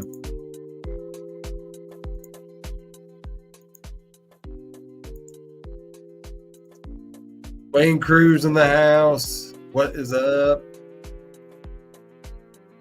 What's up? We're just finishing our episode here of Mental Health Monday on attachments, which was actually pretty interesting stuff. Probably wasn't a whole 2 hours of content, but we've gone over, started talking about mushrooms here at the end because I love talking about mushrooms because there's so much future and the treatment of mental health with them.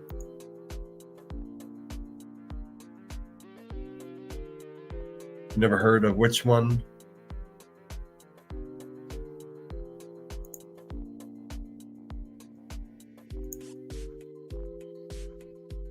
The Shaman book. I just shipped that out today. That was to Jane Doe. Jane Doe was the winner of the book, which is an amazing book, I'll tell you.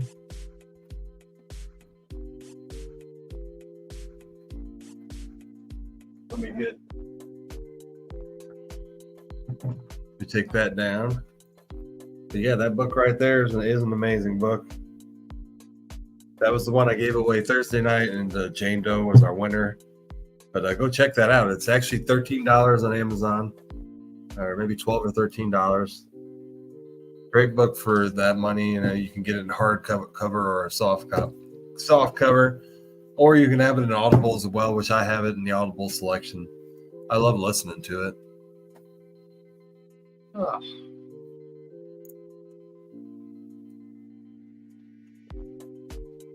Fat fingers.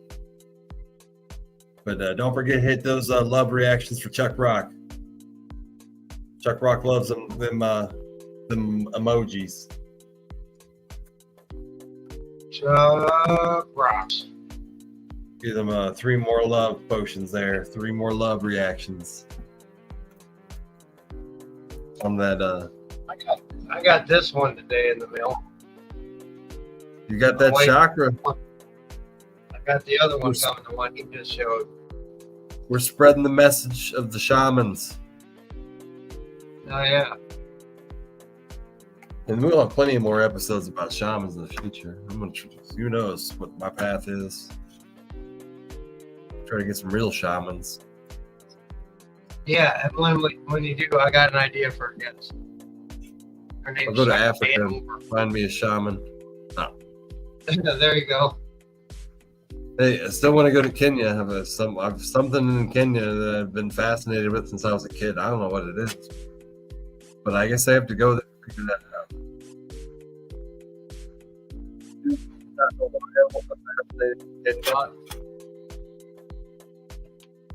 Your sound went wonky again.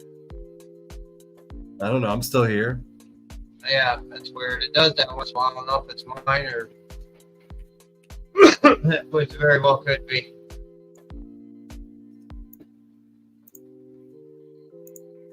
Smoke with the shaman. Right The on. shaman said, "You shall dance in fire." No, don't dance in fire. What? Oh, damn fly keeps Huh. bumping around. They're trying to move into our homes. They know winter's coming. You know what? Even though it's 90 degrees out.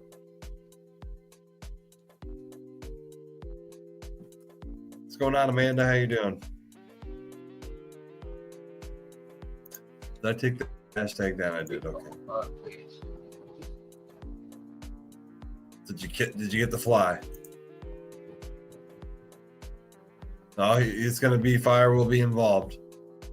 You shall walk the flaming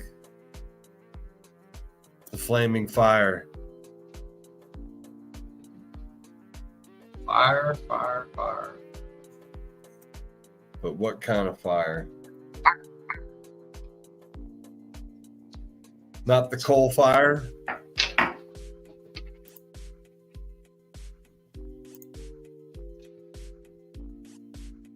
Got that name put down? So, when's my package coming? When is it gonna get here, man? We don't know. The other one, it looks like tomorrow or next day.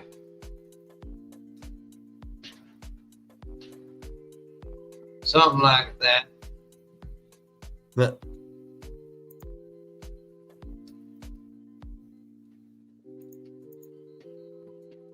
smoke the medicine man, huh? Well, we're at the 2-hour mark. Probably we can probably end it here now. Yeah. Sounds like a good spot. We've gone through everything earlier, attachments, which it wasn't a full 2-hour episode. Well, you probably could go for 2 hours attachments, but it's pretty simple. There are 4 different kinds, and you can check out the first hour and a half of our podcast. Go over all that again. But thank you guys for joining us again tonight. Thank you for joining us in the past, and thank you for joining us for our future episodes. Appreciate it very much. Right on. Well, everybody, remember we're responsible for our own recovery. Be gentle with yourself along the way, and recovery is possible. Much love, everybody. Yeah, and as always, don't forget to love yourself. Don't forget to forgive yourself, and that anything is possible, folks. So until next time, we'll see you guys later.